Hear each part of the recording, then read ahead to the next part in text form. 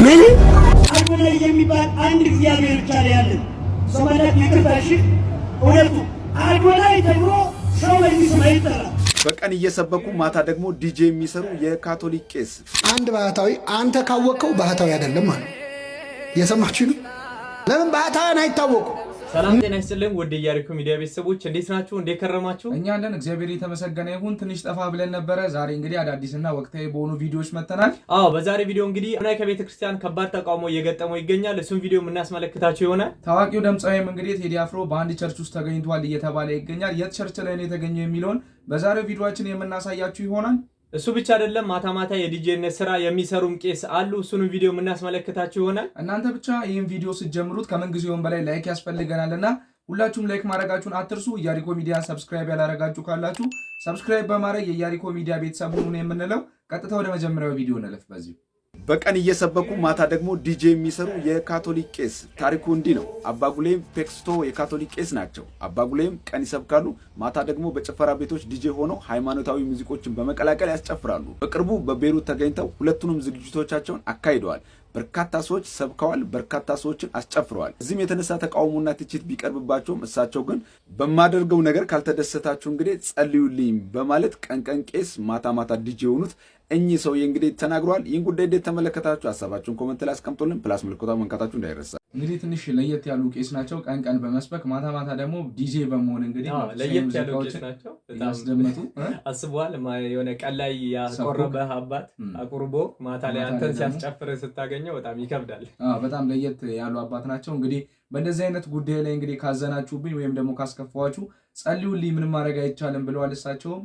እስቲ ከዚህ በመቀጠል ደግሞ መጀመሪያም እንደነገርናችሁ እንግዲህ አዶናይ ተቃውሞ እየገጠመው ይገኛል። ይሄ ተቃውሞም እንግዲህ ከቤተክርስቲያን ነው እየገጠመው የሚገኘው። በምን ምክንያት ነው? እስኪ እሱን ቪዲዮ ተመልክተን እንመለስ። አዶናይ የሚባል አንድ እግዚአብሔር ብቻ ነው ያለን። ሰማያት ይከታሽ እውነቱ አዶናይ ተብሎ ሰው በሚስም አይጠራም። እናውቀዋለን። ጨፋሪ መምጣት ይችላል። ኦርቶዶክሳዊ ሙዚቀኛ መምጣት ይችላል። በዓሉን ገለል የሙዚቃ የኮንሰርት ቀን ማስመሰል ወንጀል ነው፣ ክደት ነው፣ ምንፍቅና ነው። ምንፍቅና ነው። አንድ አዶናይ ያለን፣ አንድ ዘመን ያለን፣ አንድ ቅዳሴ ያለን፣ አንድ መዝሙር ያለን። እግዚአብሔር በሚከብርበት በዓል ላይ እንዴት የሙዚቃ ኮንሰርት ታካሂድበታለህ? አንተ እንዴት ዳንስ ታካሂድበታለህ? እንዴት ጭፈራ ታካሂድበታለህ? እንዴት የሴቶችና የወንዶች የሙዚቃ ውዝዋዜ ያሽን እያልክ ትጨፍርበታለህ? በእግዚአብሔር ባል ላይ ሊቅ የለም ጎንደር፣ አባት የለም ጎንደር፣ ሕግ የለም ጎንደር፣ ስርዓት የለም ጎንደር። ልብና ይህ ነገር ከዚህ በኋላ ጎንደር ላይ አይደገም። ይደገማል አይደገም ካላችሁ አንድ ጊዜ ሲል ኖሩላል። የጎንደር የሰንበት ትምህርት ቤት ጥምር ማህበረ ቅዱሳን ሌሎችም ማህበራት ይህን ነገር ካላስተካከላችሁ እንደሌላችሁ ቁጠሩት። እንደሌላችሁ ምን ነካ? እንግዲህ እንዳስደመጥናችሁ ነው የጎንደር ሊቃውንት እንግዲህ በዚህ ልክ አምርረው የተናገሩ የሚገኙት። ከቅርብ ጊዜ ወዲህ እንግዲህ ጎንደር ላይ የጥምቀት በዓል አከባበር እየደበዘዘ እየመጣ ይገኛል። የህዝብ ቁጥሩ እየጨመረ ሊሆን ይችላል፣ ግን የበዓሉ አከባበር ላይ ከቤተክርስቲያን ስርዓት አንጻር እንግዲህ ትክክል ያልሆኑ ነገሮችን በጣም በስፋት የተመለከትን እንገኛለን። በተለይ ደግሞ ጎንደር ነው እንግዲህ ጥምቀት ነው በሚል ሰበብ እንግዲህ ኮንሰርቶችን ማዘጋጀት፣ እንደዚህ ታዋቂ ሰዎች ተሰብስበው እንግዲህ ህዝቡን ማስጨፈር፣ ወጣቱን ማስጨፈር ተያይዘውት ይገኛሉ። የጎንደር ሊቃውንቶች ደግሞ በዚህ ጉዳይ እንግዲህ ለአንዴና ለመጨረሻ ጊዜ በጣም ተቆጥተው እንግዲህ ሲናገሩ አስደምጠናቸዋል።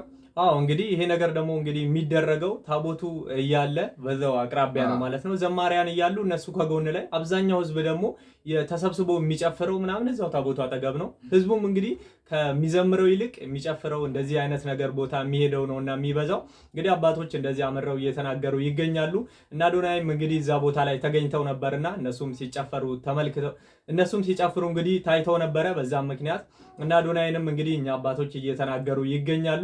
እንግዲህ ይሄ ነገር በደንብ ጠበቅ ተደርጎ የሚቀጥል ከሆነ ቀጣይ በእውነት አይኖርም ብለን ተስፋ እናደርጋለን። ነገር ግን ጥምቀት ሲደርስ ብቻ ከሆነ የምንጮኸው ረጅም ስራ የሚፈልግ ነገር ነውና በደንብ ከሰራንበት ይሄን ነገር እናስቀራለን ብለን እናስባለን። አሁን እንግዲህ በዛ በዓል ላይ እንግዲህ በብዛት የሚገኙት ወይም ደግሞ በዋናነት እንግዲህ አስጨፋሪ ሆነው እንግዲህ በበዓሉ ላይ እንደ አድማቂ ወይም ደግሞ እንደ ዘፋኝ ሆነው የሚገኙት ሰዎች የሌላ እምነት ተከታዮች ናቸው። በዛ ዕለት እንግዲህ የጥምቀት በዓልን እንግዲህ የራሳቸው ቤተ እምነት አያከብርም። እነሱ ግን በዛ በዓል ላይ መጥተው ከኦርቶዶክስ ቤተክርስቲያን እንግዲህ ስርዓት ውጭ የሆኑ ነገሮችን ለማድረግ ሲሆን በጎንደር ላይ ተሰብስበው እንግዲህ ያውን ነገርን ሲፈጽሙ ተመልክተናልና እነማን ናቸው እስቲ በዋናነት ሲያስጨፍሩ የነበሩት በዛ በዓል ላይ የሚለውን በአንድ ቪዲዮ ተከታትለን እንመለስ። እዚህ ላይ ያሉት ኦርቶዶክሶች አይደሉም። እሷ ሙስሊም ናት፣ እሱ ደግሞ ፕሮቴስታንት ነው። ግን አሁን እዚህ ጋር እነዚህ ሰዎች እዚህ በዓል ላይ እንዲታደሙ የጠራቸው ሰው ማድረግ የነበረበት ነገር ቢኖር ጥምቀት በዓል ምን አይነት መንፈሳዊ ይዘት እንዳለው፣ የሚያስገርም ምስጢር እንዳለው፣ ምን አይነት ክንውኖች እንደሚከናወኑበት እያንዳንዱን ከሊቃውንቱ ጋር ከሰንበት ተማሪዎች ጋር ከታቦቱ ጋር እየሄዱ እንዲመለከቱ ማድረግ ነበረበት እንጂ ከይዘቱ ውጪ በሆነ በዓሉ በማይፈቅደው በዚህ ጭፈራ በዓል ላይ ታድመው እንዲያደርጉ መፍቀድ አልነበረበትም። ሁለተኛ ነገር ደግሞ ጥምቀት ብለው መጥቶ ጨፍሮ እንዲመለሱ አስጨፍሮ እንዲመለሱ ማድረግ አልነበረበትም። ምክንያቱም ማን ነው ከነዚህ ከኦርቶዶክስ ቲክቶከሮች መካከል በሞሊድ ወይም በአረፋ በዓል ላይ ሄዶ ሲያስጨፍር የተገኘ ሰው አለ? በእነሱ በዓል ላይ ሄዶ እንደዚህ ያደረገ አንድ ክርስቲያን ይኖራል? የእነሱ በዓል ላይ ያልተደረገውን በእኛ በዓል ላይ መጥቶ እንዲዘፍኑና እንዲዘሉ ልፈቅዱላችሁ አይገባም ነበረ። በዓላችሁ፣ ሃይማኖታችሁ፣ ስርዓቱ፣ ትውፊቱ፣ ዶግማው ምን እንደሚመስል አሳይታችሁ አስተምራችሁ ጥሩ ነገር አስይዛችሁ ነበር መመለስ የነበረባችሁ እነሱን ያመጣችሁ ሰዎች። ሁለተኛው ነገር እሷ እንደዚህ ማይክ ይዛ ስታስጨፍር እሱም እንደዚህ ሲሆን ክርስቲያኖቹ ጋር አይነዳችሁም? በጥምቀት ባለ የጥምቀት ብለው መጥተው እንደዚህ ማይክ ጨብጠው ከላይ ሆኖ ሲያዘፍኑ ስታያቸው በሃይማኖታችሁ አቀኑ? የነሱ በዓል ላይ እኔ እንደዚህ አድርጌያለሁ ወይ ብላችሁ እንኳን ራሳችሁን ትንሽ እንኳን ጠይቁም ነበር። ሁለተኛው ነገር ደግሞ ጥፋቱ የነዚህ ልጆች ሳይሆን ሙሉ ለሙሉ ይዟቸው የመጡ ሰዎች ጥፋት ነው። ለምን ከተባለ አንድ ታሪክ ላንሳላችሁ። አንድ ባልና ሚስት እንግዳ መጥቶባቸው የዛን እንግዳ እግር አጥበው ምግብ አብልተው እሳት ይሞቁ ጀመረ ይባላል። እሳት እየሞቁን ባልና ሚስት ክፉ ደግ መነጋገር ጀመሩና ባልተናዶ ከእሳቱ መካከል እንጨት መዞ ሚስቱን ሊማታ ሲል ሚስትየውን ብድግ ብላ እንጨት መዛ ባሏን ልትመታለች። በዚያን ጊዜ እንግዳው ተነሳና የራሱን እንጨት መዘዘ።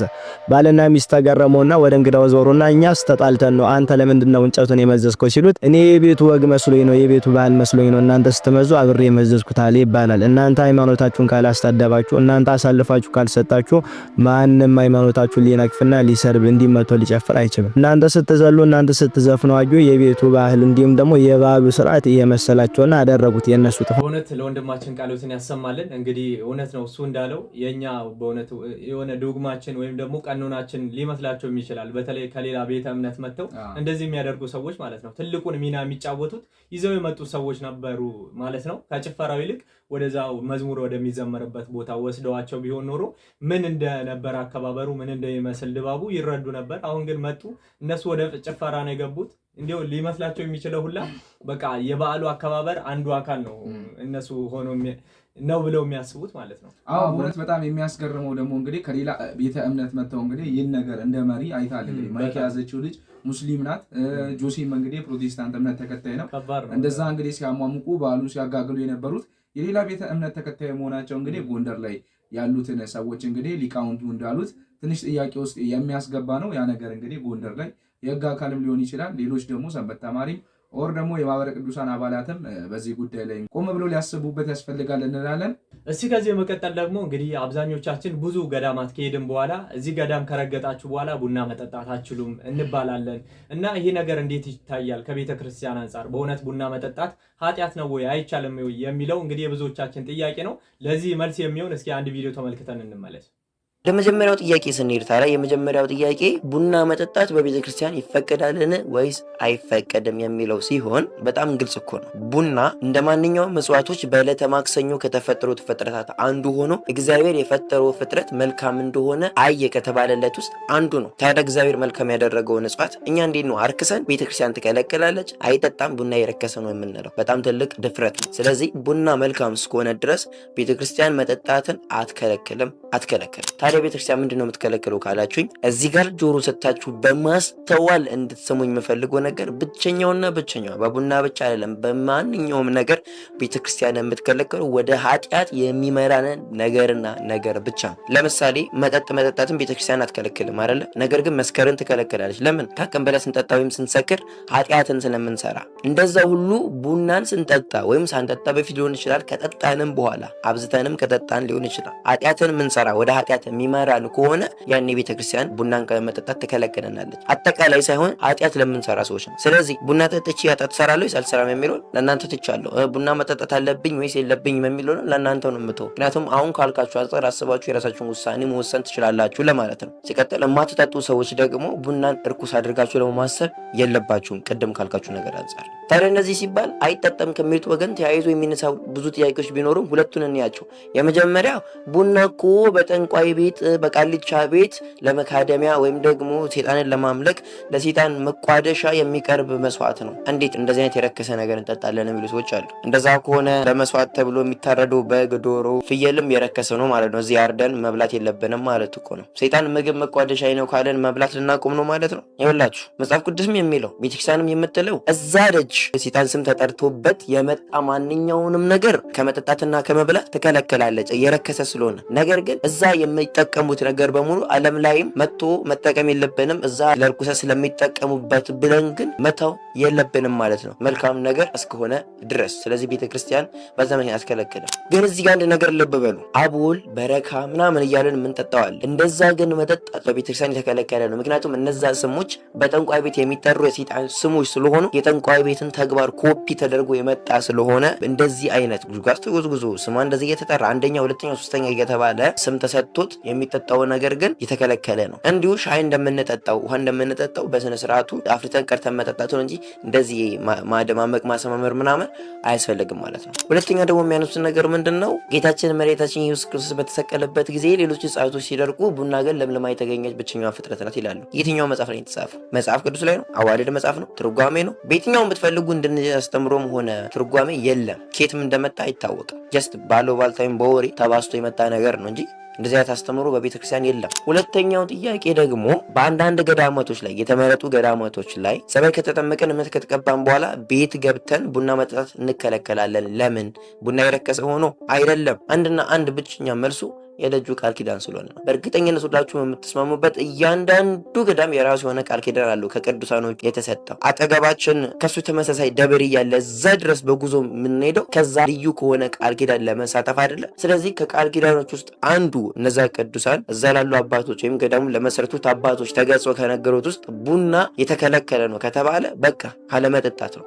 ለወንድማችን በእውነት ቃሎትን ያሰማልን። እንግዲህ ሰፋ ያለ ማብራሪያ ሰጥቶናል። አዎ በእውነት እንግዲህ ቡና በቤተ ክርስቲያን እንግዲህ መጠጣት እንደሚፈቀድ ተናግሯል። ከዛ በተጨማሪ እንግዲህ ኃጢአት ሊያደርግብን ወይም ደግሞ ወደ ኃጢአት መስራት እንግዲህ ሊመራን የሚችሉ ነገሮችን በቡናው ዙሪያ ማድረግ ግን እንደማይፈቀድ በቤተ ክርስቲያን ተናግሯል። ለምሳሌ ብዙ ጊዜ እንግዲህ በኢትዮጵያ የተለመደው ቡና ከተፈላ በኋላ ሰብሰብ ብሎ ማውራት፣ ስለ ሰዎች ሐሜት የመሳሰሉ ነገሮች ማውራት ብቻ አይደለም፣ ወሬው ሙጨቃ ነው የሚሆነው ብዙ ጊዜ። በዛ ላይ ደግሞ አንዳንድ ጊዜ ስንመለከት በተለይ ልደታ ምናምን በሚባሉ በዓላት በአንድ ቀን እየተቆጠረ ቡና ተፈልቶ ንፍሮ ተዘጋጅቶ የማይሆኑ ነገሮችን ማድረግ እንግዲህ በቤተክርስቲያን እንደማይፈቀድ ኃጢአትም እንደሆኑ እነዛ ነገሮች እንግዲህ በግልጽ ነግሮናል።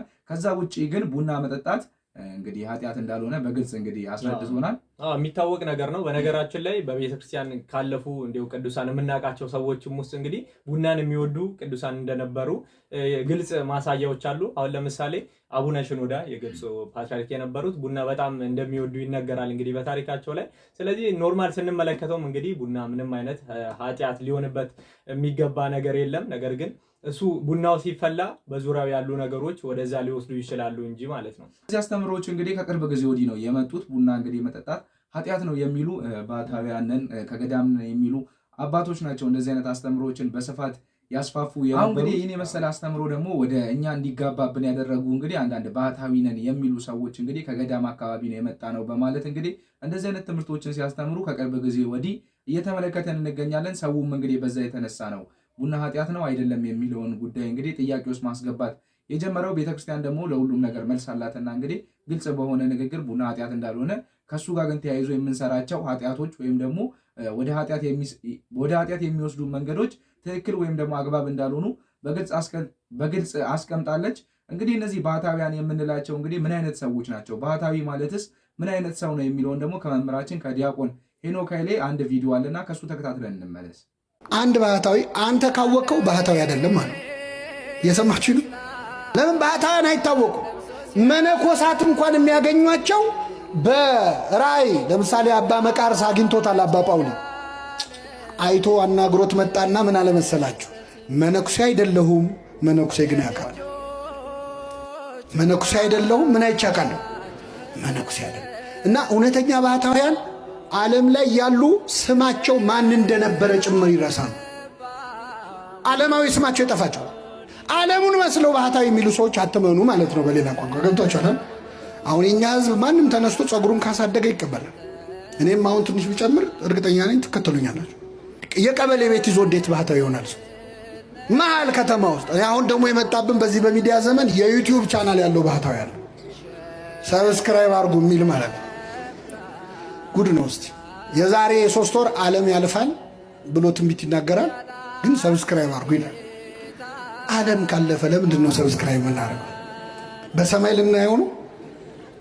መቀለጃ ሆነናል በእውነት ለመምህራችን ቃለ ሕይወት ያሰማልን እንላለን። እንግዲህ በአሁን ዘመን ላሉ ባህታውያን ለሚሉ እንግዲህ የማያዳግም ምላሽ እንግዲህ ሰጥቷል መምህራችን። እንግዲህ ባህታዊ ሆኖ በተለይ እንግዲህ በዚህ ዘመን ቲክቶክ ላይ የምናውቃቸው በዩቲዩብ የምናውቃቸው ባህታውያን ነን የሚሉ በዝተዋልና ለነሱ የሚሆን አሪፍ መልስ ነው። እንግዲህ ካሜራማን አላቸው፣ የራሳቸው ቻናል አላቸው፣ ቪዲዮ ኤዲተር ቀርጸው እንግዲህ ቪዲዮአቸውን ላይ የሚለቁ ሰዎች እንዳሉ በግልጽ እንግዲህ የታወቀ። ከዛም በላይ ደግሞ ለራሳቸው ምስክር ራሳቸው ናቸው። ሰይጣንም አስቀምጠው እንግዲህ ለራሳቸው ሲያስመሰክሩ አስመልክተናቸዋል። እንግዲህ ይህን እያያችሁ እነሱን የምትከተሉ ሰዎች ትኖራላችሁ ብለን አናስብም። ከዚህ በመቀጠል ሁል ጊዜ እንግዲህ ጥምቀት ሲደርስ ታቦት ጉዳይ ላይ እንግዲህ በጣም ለማላገጥ የሚሞክሩ ወይም ደግሞ በእነሱ ቤት ለማሾፍ የሚሞክሩ ሰዎች የተበራከቱ የመጡ ይገኛል። ከዚህ በፊት እንግዲህ ብዙ ቪዲዮዎችን አስመልክተናችሁ ነበር። እነዛም ሰዎች በአንዳንድ ቦታ እንግዲህ በሕግ ቁጥጥር ስር እየዋሉ ይገኛሉ። ከዘንድሮም እንግዲህ አንድ ሕፃን እንግዲህ ከእናቱ ጋር ነው መሰለኝ አንድ ላይ ሆነው አብረው እንግዲህ የሰሩት ቪዲዮ አለ። እስቲ እሱን ቪዲዮ ተከታትለን እንመለስ።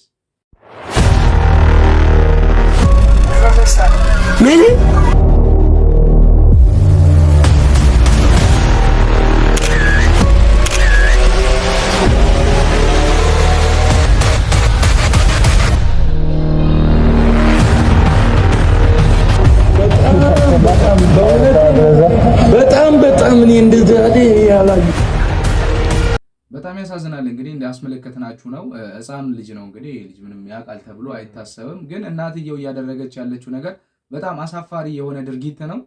እንግዲህ ልጆችንም በዚህ እድሜያቸው ለምን እንደምናስቀጽፋቸው አላቅም። እንግዲህ በታቦት ላይ ነው እየቀለዱ እንደዚህ የሚገኙት። ለማንኛውም ለዚህች እናት እንግዲህ ማስተዋሉን ይስጣት ነው የምንለው። ነገር ግን እንደዛ ብቻ ብለን ማለፍ የለብንም። ምክንያቱም በሃይማኖት ላይ ስለሆነ እየቀለደች ያለችው። በአካባቢው የምትገኙ የጸጥታ አካሎች እችን ሴትዮ እንግዲህ በሕግ ቁጥጥር ስር መዋል አለባት ብለን እናስባለን። ከዚህ በመቀጠል ደግሞ መጀመሪያ ላይ እንደነገርናችሁ ቴዲ አፍሮ እንግዲህ በአንድ ቸርች ውስጥ ተገኘ የተባለ ነበረ። እንግዲህ በምንድን ነው የተገኘው የሚለውን በቀጣዩ ቪዲዮ እንግዲህ እናስመልክታችሁ። እንዴት ነው ሙዚቃና ቸርች? ደስ ይላል።